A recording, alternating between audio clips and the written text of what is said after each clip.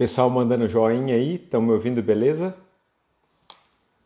Ó, o Juan!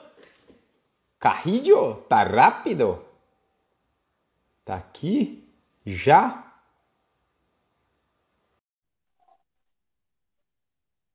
Mandei convite para você, Marcelo. E aí? E aí, Juan, como é que tu estás? Tudo, tudo Tudo, bom? tudo bem. Tudo Como vai jóia. teu... A preparação foi boa demais. Você tá me ouvindo direitinho aí, beleza, né? Tô. E como é que tá meu áudio aí, tá bom? Tá perfeito, cara. Só abaixa um pouquinho a câmera assim que eu só tô vendo o brilho da careca, assim, ó. Aê, agora Ah, sim. vamos ver Agora a se vai. careca tá refletindo na luz. Agora tá? Então tá bom. Não, tá bom, Peraí, deixa eu tá bom ajeitar assim. meu suporte de novo aqui, peraí. Aí, agora, ó. Tá ótimo, Marcelo. E aí? E aí, tudo bom? Tudo jóia? Tudo tranquilo com vocês aí. Tudo beleza, cara. Bom, antes de mais nada, obrigado por ter aceito o convite de participar da live. Você tá vendo que eu tenho feito isso daqui cara, acho que a primeira eu fiz no dia 20, se eu não me engano, no dia 21 de março. E De desde março? lá, de março, eu fiz com mais de 35 pessoas já. E tá sendo muito legal, tanto para mim, para todo mundo, né? Que é uma hora do dia para a gente esquecer um pouco essa loucura aí que nós estamos vivendo, esse momento estranho, e trocar ideia, informações, aprender, poder mostrar as pessoas do meio e quem faz o quê e tudo mais, né? Maravilha. Eu que agradeço o convite aí, de poder estar participando aí, contar um pouco e te fazer umas perguntas também, né? A gente contar uns segredos aí. Ô, Marcelo, sabe o que eu queria Oi, que você contasse, cara? o quê? Eu começo isso daí com todo mundo para entender da onde veio o espírito automobilístico dos convidados, porque muita gente, como se tipo assim, muita gente é envolvida com carro, alguns sim são engenheiros, alguns, mas muita gente aprendeu muita coisa na prática mesmo, né? Sim. Eu queria que você contasse um pouco da tua história antes de você falar da MTR em si. Por exemplo, eu não sei se você já teve carros de corrida, se você já correu. Conta um pouco da tua história lá de trás, assim, como que começou? Quando você era criança, você já era apaixonado por isso? Como que é, meu?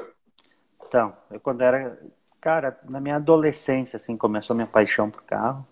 Ah, E, e aos 14 anos eu fui fazer Senai, né? Foi o primeiro aham, curso de mecânica de automóveis que teve no Rio Grande do Sul, foi aqui em Caxias do Sul, que tanto eu e o Moisés nós participamos desse curso, a gente, na realidade a gente criou a escola, porque a gente chegou lá no Senai e não tinha escola, entendeu? Tinha o pavilhão, ah, mas o ah, curso não existia. aham, Era um curso de ferramentaria na época, que eles estavam tentando adaptar aquele curso para mecânica de automóveis. aham, E aí eu fui, paralelamente, né? Sempre que eu ia para o Senai, eu passava na frente de uma oficina mecânica e o ah, cara corria no Marcas na época, né? ah, O tio do Leonardo, lá da Nandocar, lá que faz o carro do Vaniel. ah, E aí ele deixava aquele Voyage do Marcas assim tinha uma vitrine na oficina, né? ah, Puta, eu passava na frente, ficava babando naquele carro, sabe? ah, Nossa, isso aqui é meu sonho, entendeu? ah. E aí meu tio tinha uma oficina de chapeação, não sei como é que vocês chamam, funilaria aí, né? Funilaria, isso. E meu tio fazia trabalho para o Valmir Concer, que era esse cara que trabalhava lá, Ah, que era o dono da oficina e piloto do carro. aham. Aí eu disse, pô, cara, tem que arrumar um jeito de entrar nesse negócio aí, né? Aí Ah, meu tio falou, tá, eu vou falar com o Valmir. Um dia estávamos indo para a praia, de carona com ele, inclusive.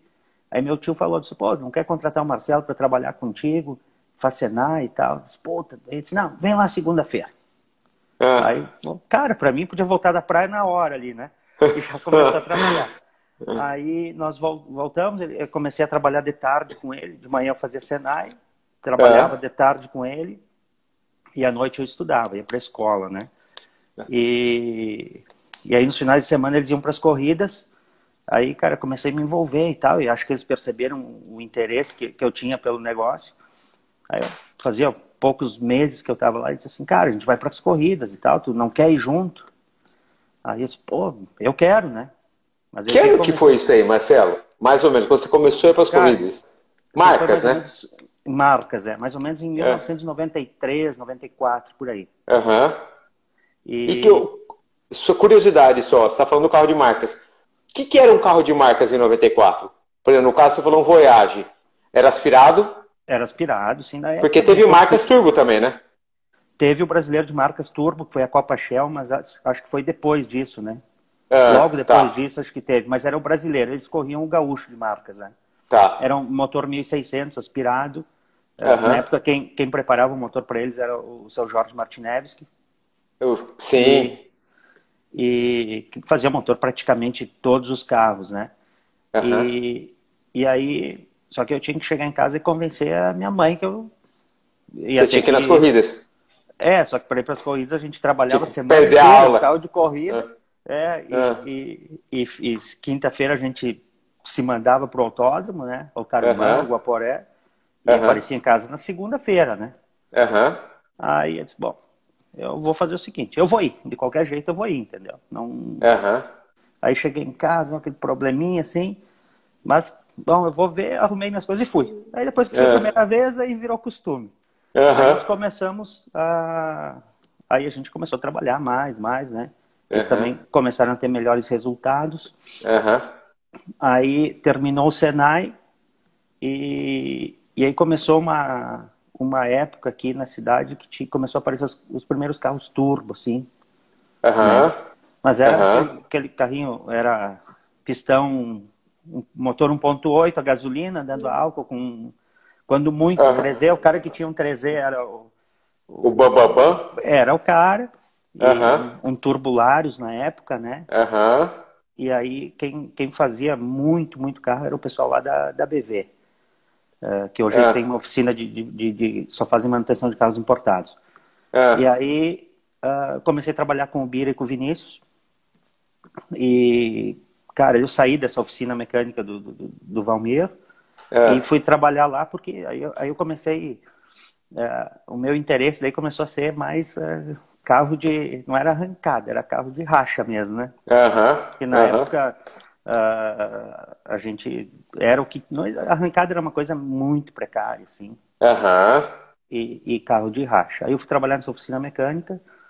E aí comecei a me envolver com essa galera de racha, e carro turbo e tal. E quando, cara, às vezes tu olhava, pô, todos os amigos é tudo cara do racha. É Aham. só, toda a galera é só cara de carro, entendeu? Aham. E Aham. aí, quando eu fiz acho que 18 anos por aí eu saí da BV, onde eu trabalhei. E aí eu fui, É. comecei a trabalhar em casa, assim. Pegava os Aham. carrinhos, porque o meu negócio ah, era mesmo, tipo, fazer alguns carros. Eu queria colocar a mão no negócio, entendeu? Aham. Aham. E aí a gente começou, então, a fazer... Aí, trabalhava em casa, assim, meio pros caras, na parceria, Aham. sabe como é que é isso Aham. aí, né? Aham. Aham. E aí fui adquirindo experiência e tal. Aí comecei a viajar daqui a pouco, algumas coisas, e conhecer alguma coisinha de fora e tal. Ia muito pra Aham. começamos a ir muito para Argentina, assim, lá os caras eram, puta, muito evoluídos nessa história naquela época, Aham. muito Aham. na nossa frente. E comecei, desde aquela época já, para ter uma ideia, logo a gente já começou a montar carro com pistão forjado, essas coisas assim, que já começou a ficar um Ah. pouquinho mais profissional, né? Ah. Ah. E teve épocas, assim, depois a gente foi distribuidor Larus Turbo aqui na região. Ah, é? Aham. E aí, cara, a gente, na época de oficina mecânica, a gente chegava a turbinar assim 5, 6 carros numa semana, sabe? E foi Nossa, o cara. boom desse negócio, assim, Sempre em Caxias. sempre em Caxias, mas a gente fazia carro para a serra inteira, sabe? Entendi. E tinha uma galera, assim, que trabalhava com a gente, mas era oficina de menino, assim, não era nada Sei. profissional como é hoje, Mas entendeu? esse já chamava MTR ou não? Já chamava MT Racing na época, né? Ah, é MT Racing. Ah. É, Aham. e aí a gente, cara, fazia muito carro pra galera de rua, assim. E aí, carro vamos dizer assim, daí começou aparecer um pouquinho as provas de arrancada. Aí nós montamos um Passat aspirado, né? Um Passat cor-de-rosa, assim. Mas aí a gente tinha um cara que pilotava o carro para nós, entende? Nunca foi nem eu nem o Moisés nunca gostamos assim de pilotar o carro. Também não tinha tempo, né? E aí a gente começou a fazer um carro que seria a categoria Standard hoje, né? Que na época era categoria G, L, não sei se tu lembra, que era um...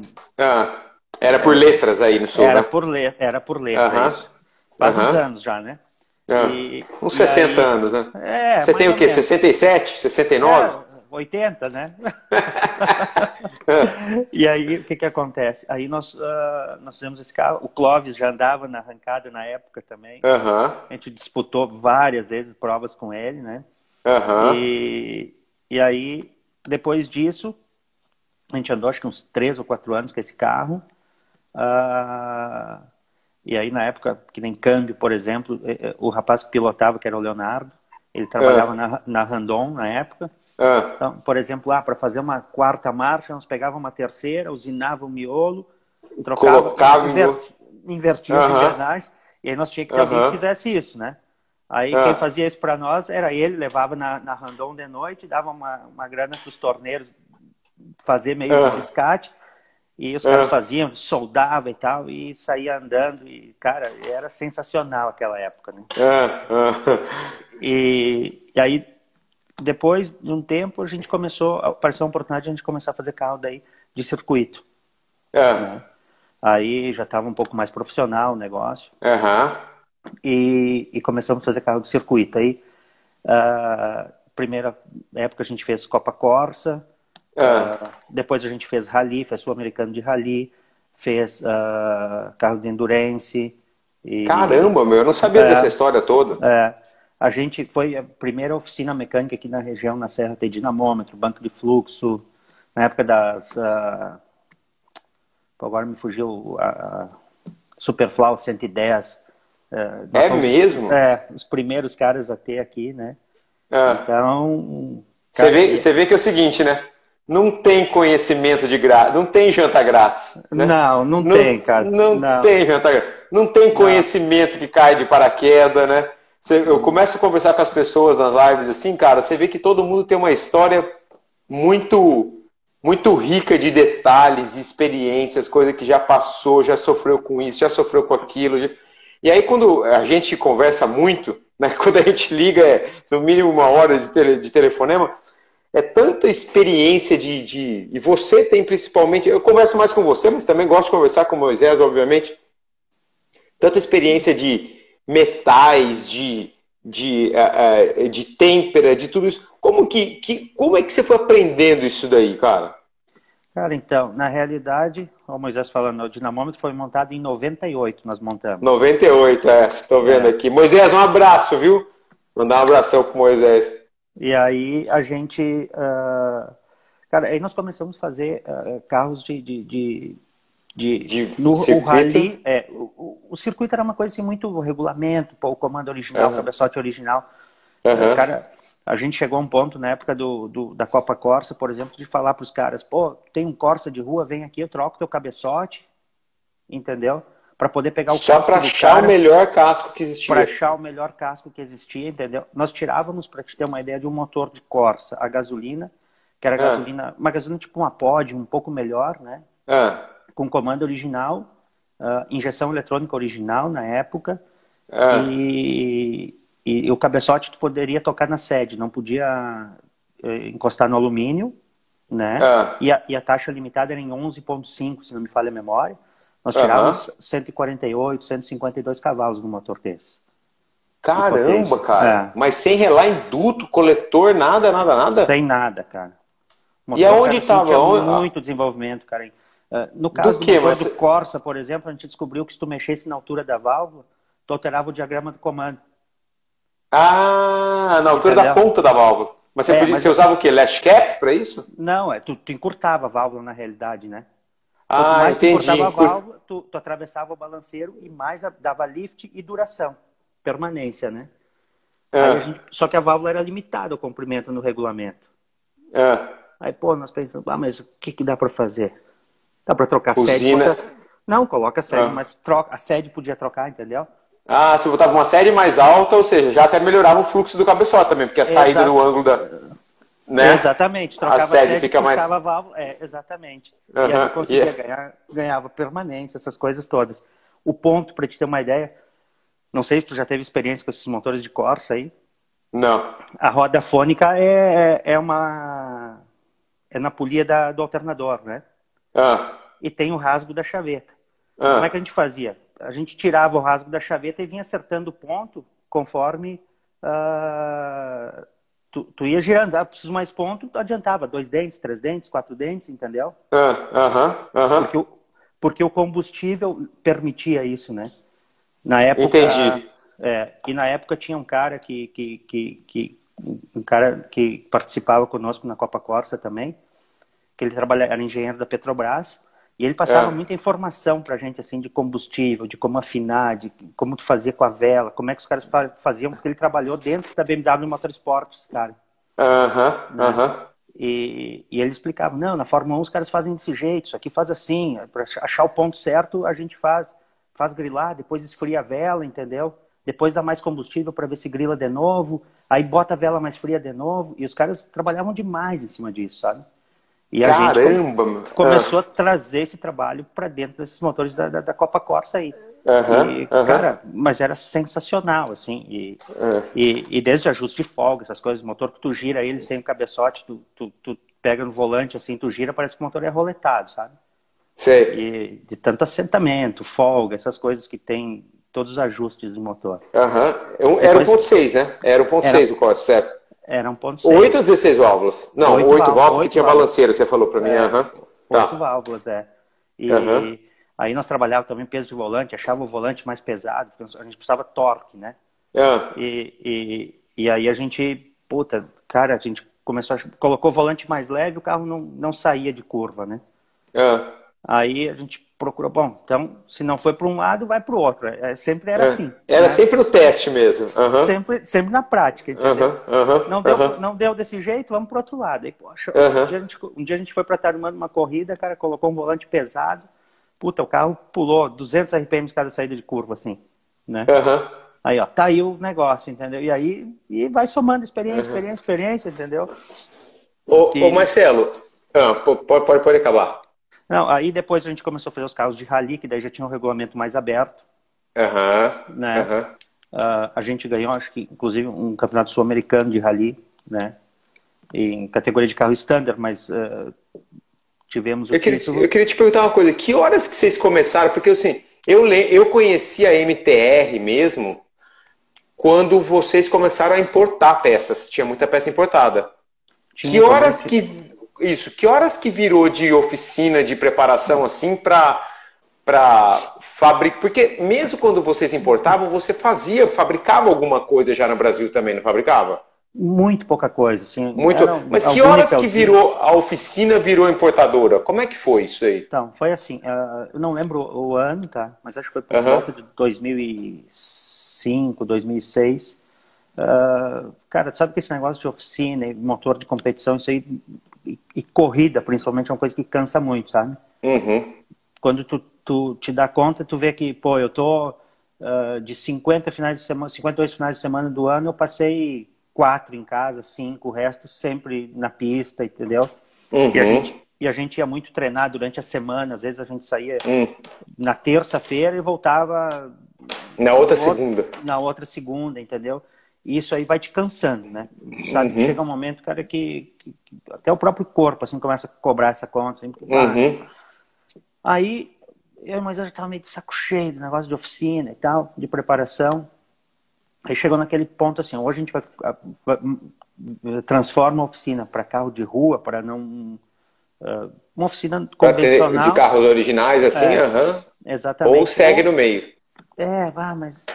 E aí o cara tava ali, né? Mas a gente já tinha, já trazia peça, tinha muito contato, já tinha bastante contato fora e tal. E aí, na verdade, vocês tinham muito contato na Argentina também, né? Muito, sim, né? Porque eu lembro de muita coisa. Eu lembro os câmbios Sainz, vocês foram os primeiros e representaram a Sainz. Sim, nós com relação aos desenvolvemos o câmbio lá com Isso, eu lembro. Até que veio, como que é? Aquele cara, eu acho aquele argentino muito inteligente, muito Gabriel gente Casella. boa. Gabriel Casella. Isso mesmo. Ele é o diretor, e um dos diretores, e ele é o cara que pensa tudo dentro da Sainz. Cara, sabe? o cara muito inteligente, muito gente fina. Eu lembro de ter encontrado ele uma vez na PRI, quando a PRI era em Orlando ainda.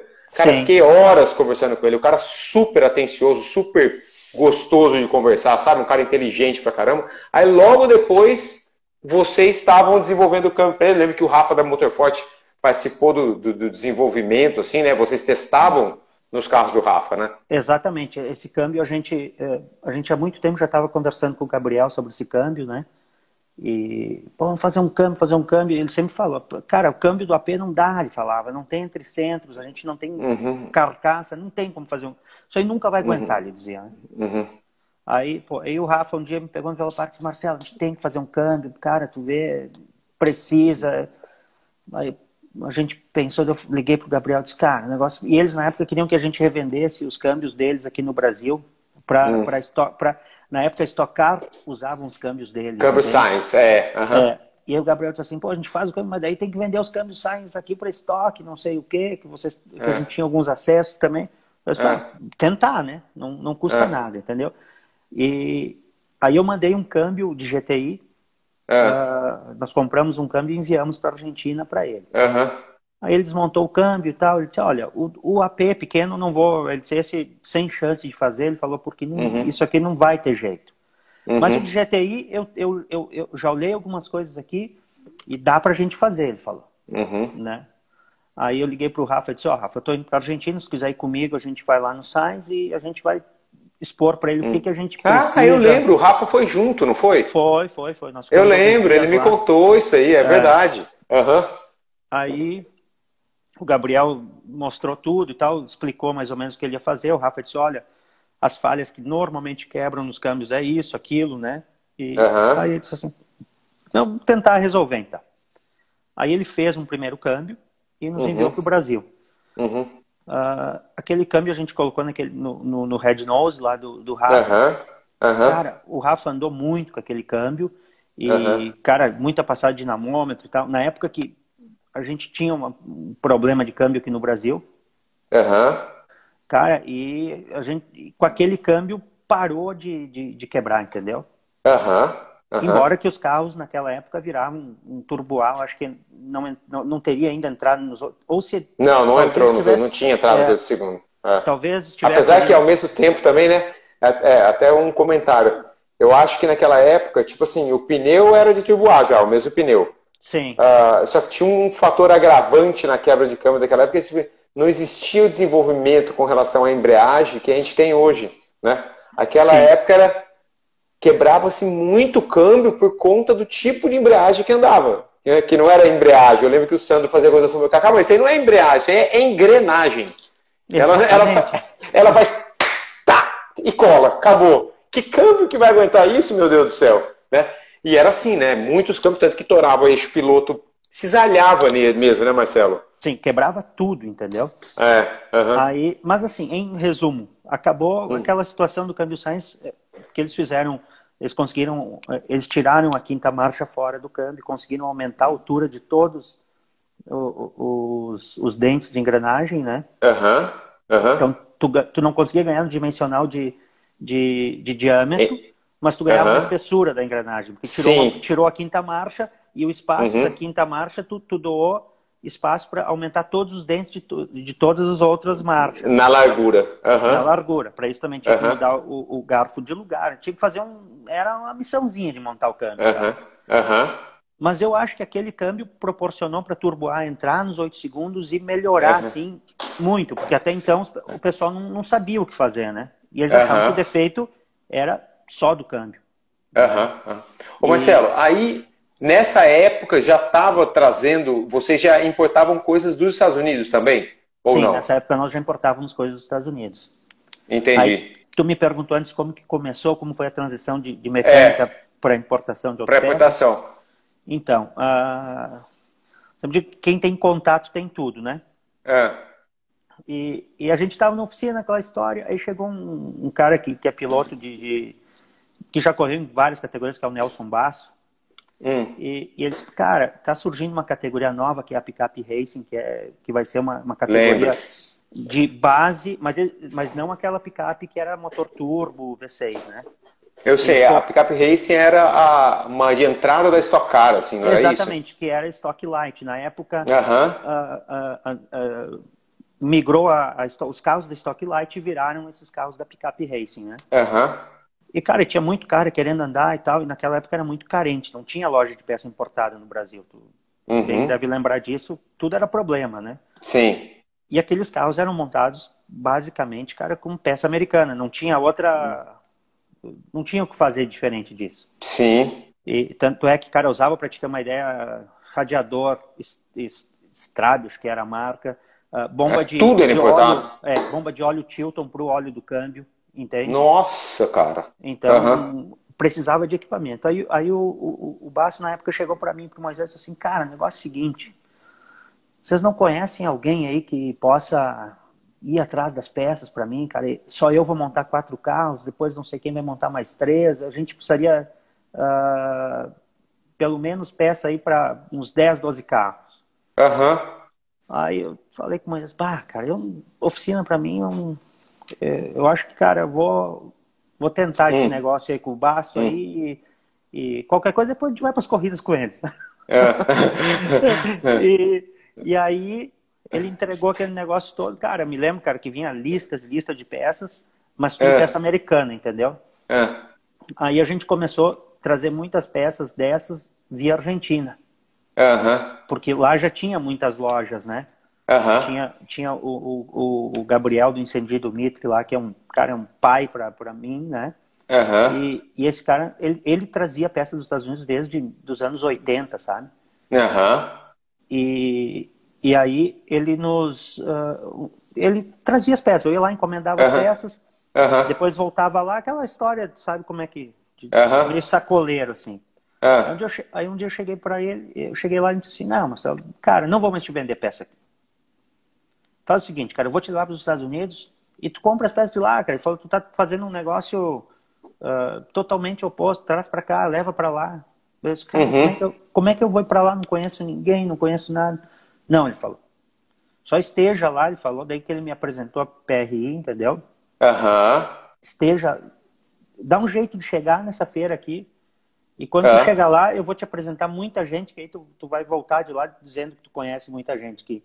Então, que legal, cara. E esse cara chegou lá, cara, em Orlando, ele me colocou embaixo do braço, cara, e me apresentou para muita gente, assim, que sabe, gente que ele,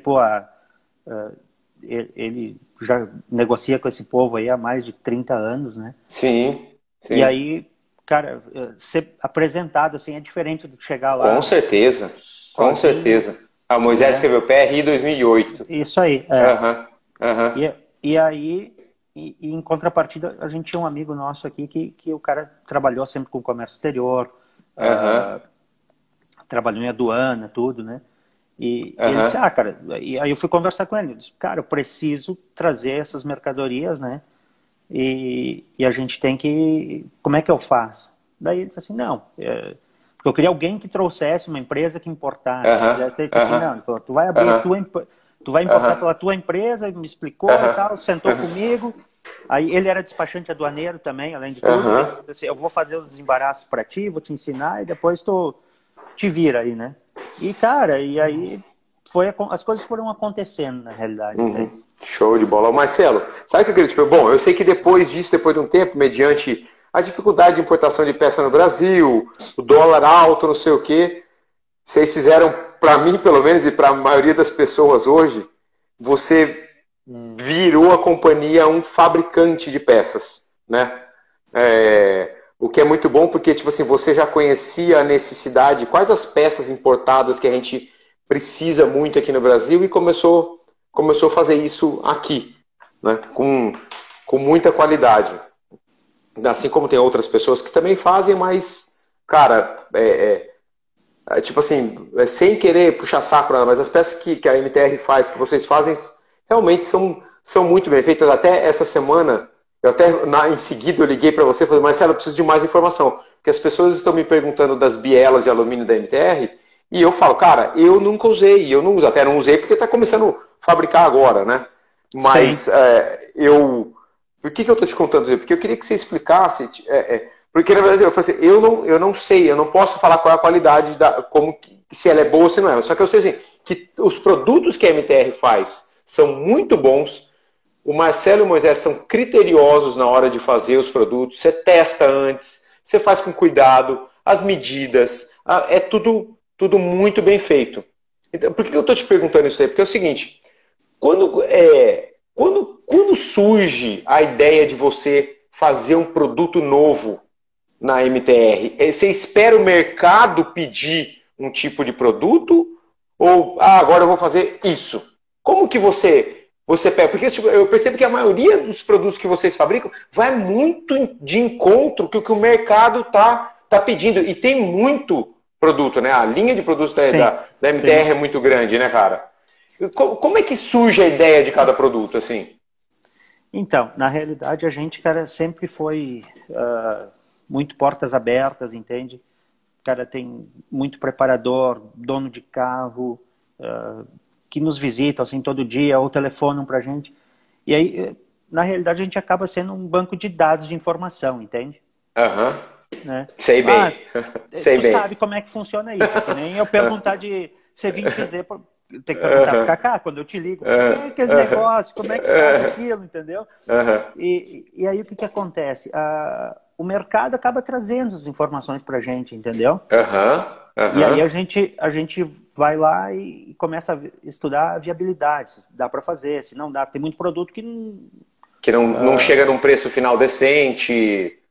Ou o tem. processo de fabricação. Ou às vezes assim, ó, não tem como tu resolver, que nem a gente estava conversando antes do câmbio Sainz lá, do câmbio pequeno. São coisas Aham. que não é possível tu fazer e fazer com qualidade, porque Sim. a nossa preocupação é assim, ó, a gente vai fazer tal produto? Sim, como as bielas Uhum. de alumínio, por exemplo, né? Aham. Ah, desde que nasceu a história de fazer as bielas e tal, a gente sempre conversei muito, inclusive, com o Gabriel Casella, aquele que Uhum. cara, praticamente nos ensinou a fazer, entende? Aham.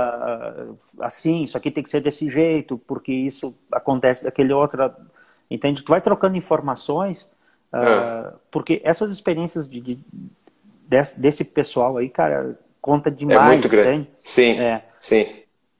e aí a gente começa a estudar, ver se existe material, como pode ser feito. Exatamente. Você falou uma coisa que eu queria saber exatamente isso aí. Porque é o seguinte, além do processo de fabricação, que tem que ser muito bem feito, medir de novo para que tudo se encaixe perfeitamente, como que é a partir da escolha correta do material?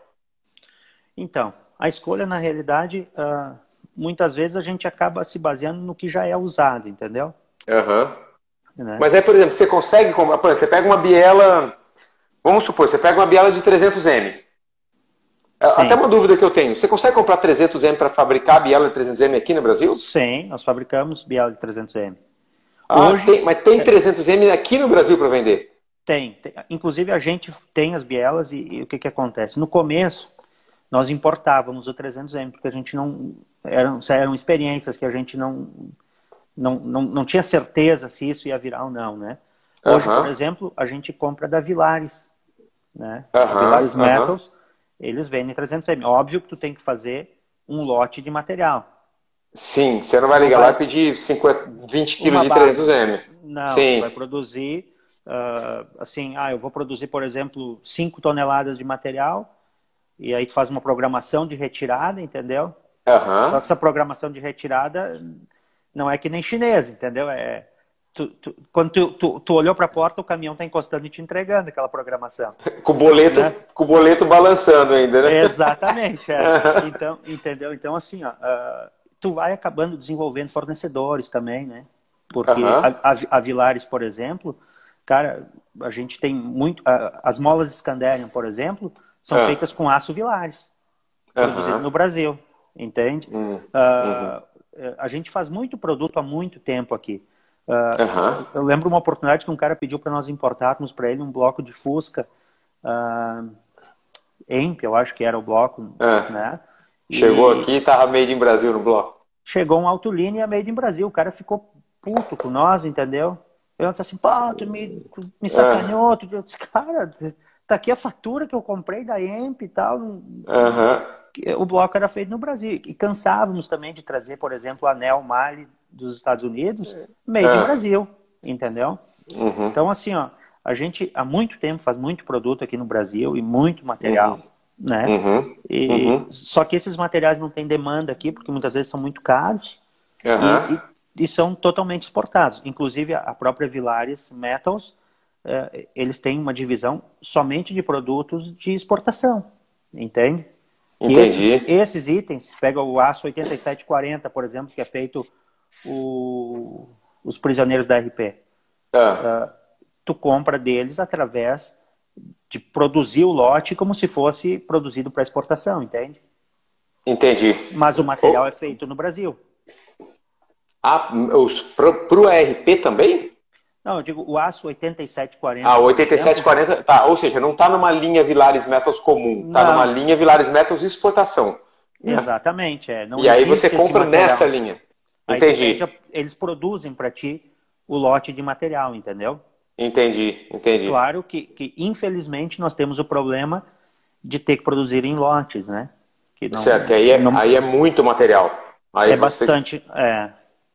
Tá. Tem como pedir uma produção de um lote, mas acaba se utilizando depois. Né? Cara, uma coisa que eu queria te perguntar, por exemplo, a linha de produtos da MTR, que eu igual comentei, é gigante, né? Então, se a gente dividir, tipo assim, tem produtos para dentro do motor, para fora do motor e para o cabeçote em si, né? Eu sei que, por exemplo, não é tudo que é feito no Brasil, você tem coisa que é feita fora. Sim. Né? Sim, temos alguns... Tipo assim, válvula é feita fora, né? Até que válvula... pode falar. Pode falar, não, pergunta aí. Não, que válvula, tipo assim, eu sei que existem empresas no Brasil que fazem válvula, mas essas válvulas super, hiper, mega da NASA aí, igual eu te encho o saco, ela demanda uma tecnologia de fabricação que você não consegue fazer poucas aqui no Brasil. Até talvez conseguiria fazer, mas não poucas, né? Exatamente. Eu não sei se tem a demanda, porque assim, se tu for avaliar a quantidade que venda, mesmo que pareça uma quantidade grande, para quem tem uma fábrica de válvulas, cara, é insignificante esse volume, entendeu? Sim. Então, assim, ó, a gente faz os blanques forjados na Argentina, né? E depois a gente termina a usinagem aqui, entende? Porque senão seriam inúmeros modelos de válvulas e tamanhos, tudo. E tal. Aí tu não tem. E na fábrica também eles não produzem, por exemplo, eu quero 50, 100 válvulas, entendeu? Tem que ir lá e fazer uma produção de um lote e aí tu traz. Então a gente usa muitas válvulas blank, que a gente chama, né?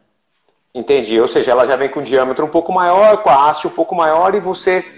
até, tipo assim, aonde vai ter a ranhura, que o metal ali é diferente, aonde vai ter a ponta lá em cima, então você já faz tudo sabendo que esse blank aqui vai servir para uma válvula de tanto a tanto de comprimento. Ali é que você subdivide os itens, né?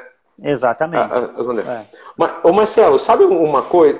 E as molas? As molas também são feitas fora do Brasil, porque no Brasil, pelo que eu tenho conhecimento, a gente não tem ninguém que faça com o aço correto para mola de competição. Entendi. Né? Entendi. Porque é um aço que já vem tratado de usina e tu só enrola a mola, entendeu? Tá. Uma outra coisa que eu ia te perguntar é o seguinte, pessoal, eu tô vendo um monte de gente nos comentários aqui, eu não costumo ler os comentários pra gente não perder o foco da conversa, mas o pessoal tá aqui, tipo assim, biela de alumínio o momento, biela de alumínio, você sabe... perguntou dos fala mais.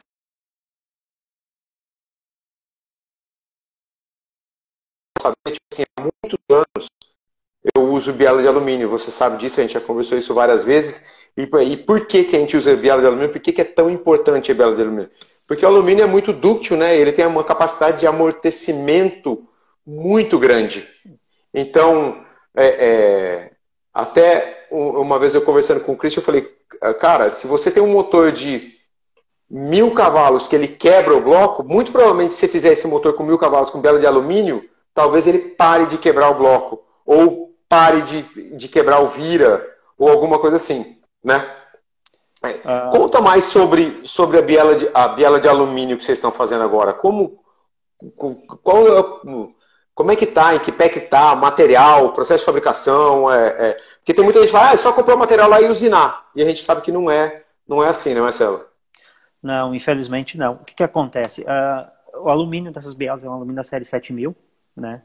Que muito parecido com o 7075, com algumas propriedades modificadas,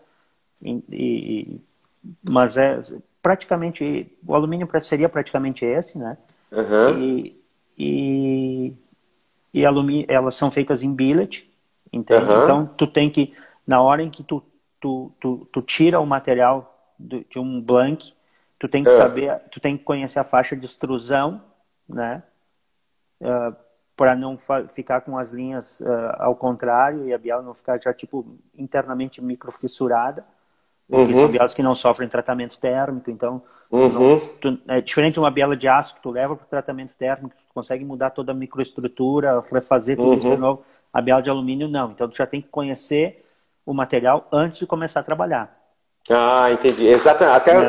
é bom que você falou isso aí, porque conversei com o Fernando AFP, Premoli, Aham, e ele sei. falou exatamente sobre isso, porque é muito importante quando você faz uma peça vindo de um blank de alumínio, você saber como é que foi cortada a nervura a nervura da extrusão, né? Para saber se está no formato certo que vai precisar, aquela extrusão vai precisar ficar quando a peça em si estiver Exatamente. pronta. Porque não vai ter pancada para deformar, entendeu? E até porque o forjamento do alumínio, ele é muito diferente do forjamento do aço, entende?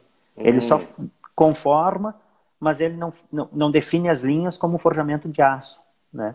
No aço, cara, tu faz uma transformação mecânica em toda a peça, né? Aham, Seja aham. em 4340, 4140, 300M, e no alumínio não.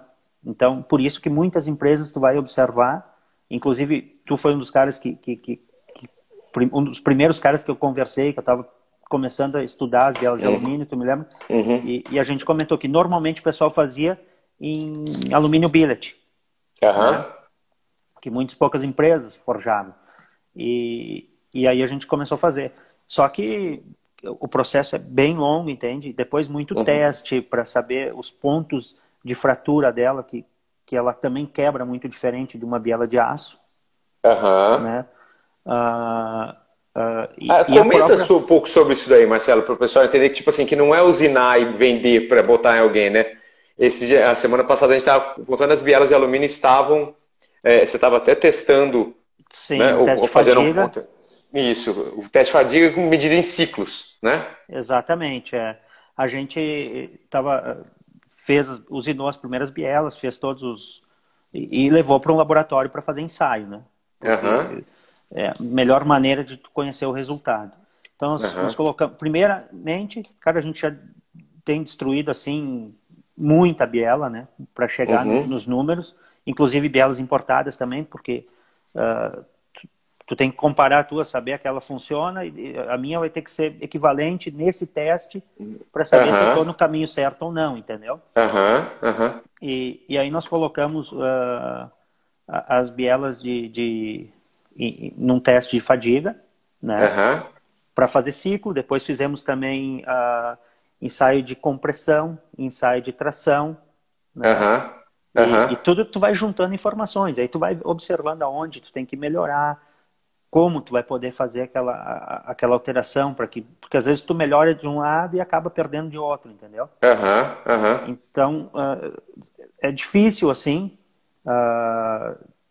por exemplo, tu chegar no resultado final, que todo mundo te liga e te diz assim, quanto aguenta, quantas passadas, quanto tempo, quanto de Não, potência, não, dá garantia? tem garantia, não tem garantia nenhuma? Não, não tem garantia. Não Você me tem ligou garantia. perguntando, cara, os caras estão me perguntando se tem garantia. Eu falei, pô, não tem garantia. Não, Você já viu óbvio que alguma não. coisa de corrida que tem garantia? Não tem garantia, pô. Não existe garantia. Mas assim, mas a gente garante assim que a gente tenha tomado todos os Com cuidados e certeza. ter sido muito criterioso, sabe? Aham. Em todo o processo, né? Que nem uma biela, cara, uma peça complicada de fazer, porque a gente fala em mais de 40 processos de usinagem, né, na vida de uma biela. A gente faz, inclusive, o parafuso. Ah, o parafuso Então, é feito aqui também. Parafuso é feito aqui também. E os parafusos a gente tem por base, assim, a gente faz ensaio de tração neles. A média de 5% dos lotes são feitos em ensaio de tração. Para te conhecer, porque é uma peça muito complicada. Qualquer problema que tu tiver num lote, não adianta fazer um ensaio de tração. Ah, eu vou fazer parafuso e vou fazer ensaio de tração. Beleza, fiz o ensaio, deu certo. Aí agora eu vou produzir mais 1.000, 2.000 parafusos, mas aquele lá estava bom, esse aqui vai ficar bom também. Não. Cada vez que chega o material, entendeu? Tu faz a metalografia do material. E pega alguns de amostrar, faz por amostragem, assim. Pega um lotinho aqui, um pouquinho ali, um pouquinho aqui, testa e guarda e confere. A metalografia inicial, não. Quando são esses produtos biela e parafuso, não. A gente faz metalografia de todas as peças, entende? Tipo, chega a barra, tira as pontas, serra a lâmina que tu vai utilizar para metalografia e faz análise para ver se o material tem a mesma composição química do lote anterior ou se está dentro dos requisitos. Porque o que acontece? Existe um range assim, a tolerância. Uma tolerância na metalografia do material. E, por exemplo, esse aqui tem de 1,5% a 2,5% de níquel. Entendeu? Entendi. O que tu tinha 1,5%, tu vai ter que tratar diferente daquele que tem 2,5%. Entendeu? Caramba. Porque senão o teu resultado prático não vai ser o mesmo. Não adianta dizer, eu tenho esse parafuso com 42 HRC de dureza, mas eu tinha quando era 1,5% de níquel. Agora eu tenho ele com 2,5%. Então a dureza talvez vai ter que ser diferente para suportar a mesma resistência, entende? Entendi. Porque ele com mais níquel talvez ele fique mais quebradiço. Então se eu deixar na mesma dureza vai ser um vidro. Então tu tem que fazer metalografia lote a lote, entende? Ô Marcelo, o que você tem de máquina aí dentro? Eu tô devendo, vou ainda, mas eu não visitei a MTR. O que você tem de máquina aí dentro que é feito dentro da MTR? Cara, a gente hoje, por exemplo, tem 4 tornos CNC, temos 3 centros de usinagem, centro com 4, 5 eixos, retífica, mandriladora, a gente brunidor também nós temos, né? Todo o processo de acabamento de superfície, anodização, a gente tem interno. Anodização interna? Anodização interna. Colorida, tudo? Colorida, tudo. Anodização dura também. Aí a gente tem laboratório de ensaios e testes ali, de metrologia também interno. Putz, eu preciso ir aí, meu. Eu vou ficar doido. Tu tem que vir fazer uma visita aí. Puta, você nem fala, meu. Eu adoro isso aí, cara. Eu fico louco com essa máquina, com processo, com tipo de fabricação, tudo, das coisas. Com certeza. É legal pra caramba. E eu imaginei que tu ia vir na prova do Velopark, mas como não tem Velopark, tínhamos até tratado, né? Sim, com certeza. Não, vai ter, não vai parar de ter. Eu vou. Eu acredito que em breve a gente vai estar aí. Com certeza. E então, cara, tem muita coisa, assim, muito produto, muito desenvolvimento. A gente agora está instalando um dinamômetro de bancada também, que a gente tem ele há bastante tempo. A gente quer colocar ele para funcionar, para fazer alguns testes e teste de resistência, durabilidade, por exemplo, um tucho, coloca o motor lá funcionar e testa óleo, testa todas essas coisas, é uma coisa bem importante, né? Isso é uma coisa legal de falar, né, cara? Tipo assim, conta um pouco sobre a dor de cabeça que eu te dei por causa dos tuchos. Tipo assim, muita gente fala, o tucho pega lá um aço lá, faz não sei o quê. E eu falo, cara, o tucho ele tem que ser uma coisa muito, muito bem feita. E eu falo isso pra todo mundo. Eu não vou falar as outras marcas, mas eu já usei umas 5 marcas diferentes no meu carro de tucho. E quando me perguntam, que tucho você usa? Eu uso o da MTR, porque o da MTR, esse que está sendo fabricado agora, é o que mais aguenta para mim. Eu era um destruidor de tucho, né? Por que destruidor de tucho? Porque você sabe, usa muita carga de mola no carro, por conta da pressão de turbo e do giro, e detona o tucho, né? Então, eu não sei o que você quer falar do tucho em si, mas o tucho não é uma peça tão simples quanto parece, né? Não, na realidade, a usinagem até não é complicada, sabe? Tu pegar o aço e usinar, não é difícil. E eu lembro a primeira vez que a gente conversou sobre os tuchos, tu me disse assim, tu acha que tu consegue fazer um tucho? Eu pensei, eu conversei com o Moisés, pô, a gente está começando, a obrigação é dos outros, né? Cara, vamos fazer, entendeu? E aí a gente buscou e tal, tu bem sabe disso, a gente já fez várias gerações de materiais diferentes, de tratamentos diferentes, é uma evolução constante, porque o cara faz um tucho naquela situação, com aquela carga de mola, com aquele comando está funcionando, daqui a pouco troca o material do comando, muda a mola, o próprio peso da mola, que a gente já sabe disso, né? Que tu percebe que, pô, tu coloca a válvula de titânio, tu sabe que o tucho dura infinitamente mais vezes. Coloca a válvula de aço pesada, já castiga mais, martela o tucho. Então são tudo coisas que não é só o tucho, é um conjunto de coisas que tem que ter que tem que conversar ali naquela situação entre o comando, mola, o próprio tucho, entendeu? O óleo, como a gente estava conversando esses dias com o pessoal, coloca melhor válvula, melhor tucho, e o óleo mais barato. E o óleo, porque tem que trocar, então tem que ser aquele Puta, cara, barato, isso daí eu aprendi a custo de motores, entendeu? Sim. Como o óleo é importante, cara. O óleo é muito importante. Eu tenho falado isso bastante, uma forma de ajudar as pessoas para não subestimar o óleo.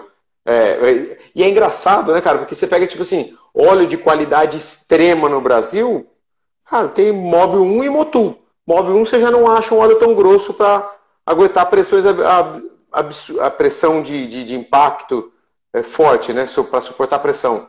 Não pressão de turbo, pressão de filme de óleo. Sim. Né? E você vai nos Estados Unidos, é uma infinidade de modelos de óleo, né? E eu percebo, tipo assim, eles são muito criteriosos, e até eu fiz uma live na sexta-feira passada com o Rafa, Motorcar. E ele falou, não, cara, óleo no Brasil não tem jeito, tem que usar o Motul 300V, senão não tem motor que aguenta um Endurance lá 6, 8, 10, 24 horas, né? Às vezes tem outras marcas, eu estou vendo o pessoal colocando aqui, mas eu não conheço.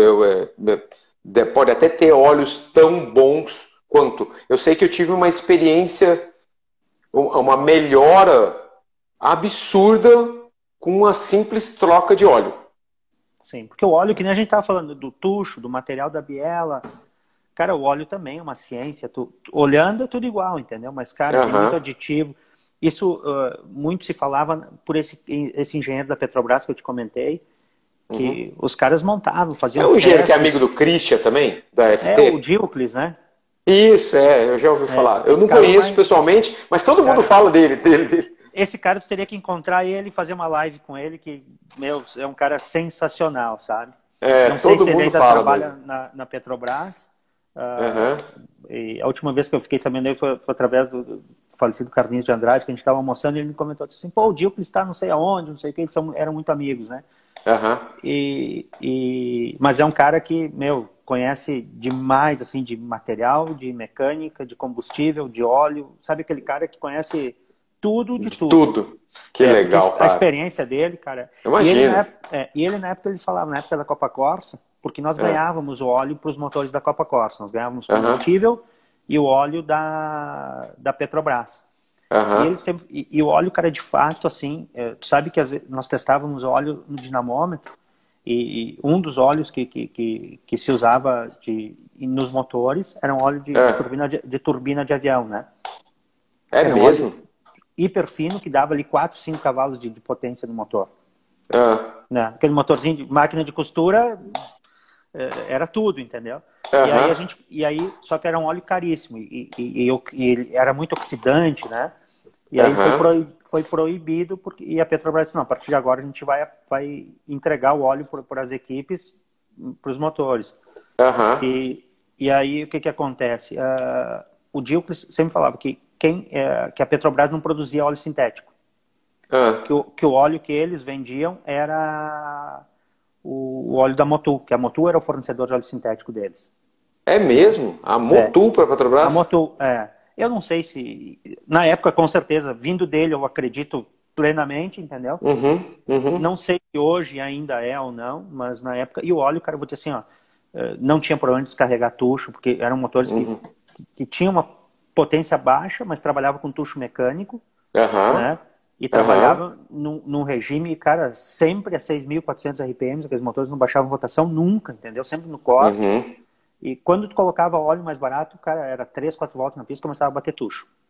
Entendi. Né? Marcelo, o seguinte, cara, nós temos 3 minutos aqui. A MTR, de qualquer jeito, é super conhecida no Brasil. O trabalho que vocês fazem é muito bom, é incrível. Eu queria que, tipo assim, você consegue começar a falar, Kaká, a gente fabrica isso, só para a turma que está assistindo saber a quantidade de itens que vocês fabricam. Então vamos ver assim, ó, cabeçote. O que é feito na MTR para cabeçote? Então a gente termina as válvulas, né? Faz a usinagem final, as molas são importadas, balanceiro de válvula de Opala a gente faz interno, 100%, prato de titânio, de aço, de alumínio.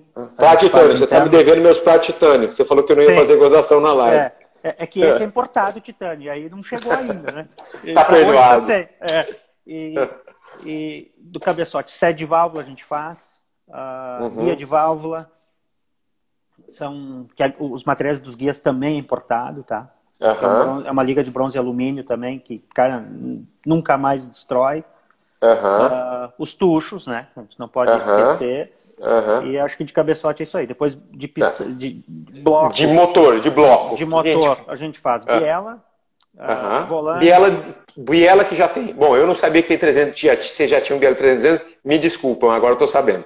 Tá, então tem biela. Foto e material. Tá bom. Tá bom. Então, biela de 300N tem para AP e... Na realidade, a gente hoje pronta tem de AP, tá? Mas a gente faz special order para qualquer motor. Legal. Inclusive, agora a gente vai colocar as bielas 143 de GM como de linha, assim, para pronta entrega de 300N. Que legal, que legal. Então biela, tem biela... Pino de pistão. Pino de pistão com H13? Ou tem algum outro material acima de... Não, H13 e a gente agora está começando a trabalhar com DLC, que tu tá bem por dentro dessa história, a gente já entendeu como é que funciona agora, né? Então a gente já está lançando os pinos e... Voltou?